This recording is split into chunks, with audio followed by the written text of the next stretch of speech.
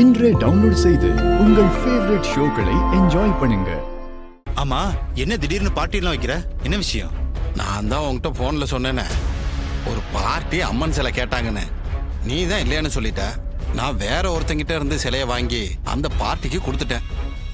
அதுல 10 லட்ச ரூபாய் கிடைச்சது. அதை சந்தோஷமா கொண்டாடத்தான் உன்னை வர சொன்னேன். என்னப்பா யோசிக்கிற? இல்ல, நீ போன் பண்ணி கேட்டப்போ என்கிட்ட ஒரு அம்மன் சிலை இருந்துச்சு. அப்படியா? அப்புறம் ஏன் என்கிட்ட இல்லைன்னு சொன்ன? உனக்கு முன்னாடியே இன்னொரு பார்ட்டிக்கு அதை நான் விலை பேசிட்டேன்.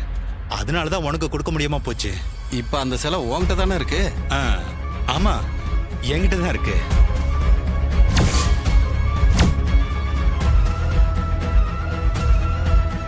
எப்பா சகல, நீ சொன்னது கரெக்ட் பா.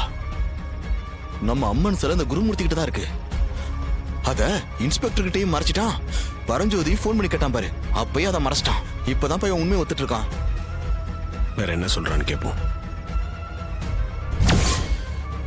சரி, நீ விற்க போற பார்ட்டி யாரு? அது ஒரு சவுத் ஆப்பிரிக்கா பார்ட்டிப்பா. ஹோட்டல் அசோகல தான் தங்கியிருக்கான்.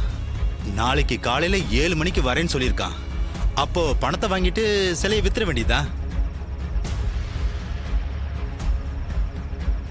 சவுத் ஆப்பிரிக்கா பார்ட்டிங்கிற? அவனை நேர்ல பாத்திருக்கியா? பார்த்தது இல்லப்பா. வேற ஒரு கஸ்டமர் மூலமா தான் போன்ல பேசி வியாபாரத்தை முடிச்சேன். ஆளை நேர்ல பார்த்தது இல்ல. இது இல்லீகல் பிசினஸ் ஆச்சேப்பா. நீ எப்படி நம்பி செய்யற? கொஞ்சம் தப்புனாலும் நீ ஜெயிலுக்கு போற மாதிரி ஆயிருமே. இந்த பிசினஸ்ல வெளியாளுங்க அவ்வளவு சீக்கிரமா உள்ள வந்துட முடியாது. அதோட நம்ம ட்ரிக்ஸ் வெளியாளுங்களுக்கு தெரிய போறது இல்ல. இப்ப என்கிட்ட ஒரு பாதி 10 ரூபா நோட்டு இருக்கு. மீதி பாதி இருக்கிற 10 ரூபா நோட்டை அந்த ஆப்பிரிக்கன் கொண்டு வந்து கொடுத்தா நான் சிலையை கொடுக்க போறேன். ஓ, இல்லைன்னா கொடுக்க மாட்டேன். அவ்வளவுதான். இப்படிதான் நம்ம பிசினஸ் நடந்துட்டு இருக்கு.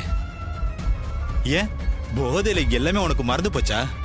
எல்லாம் ஞாபகம் இருக்குப்பா, சும்மா தான் கேட்டேன். சரி சரி, சரக்க போடு.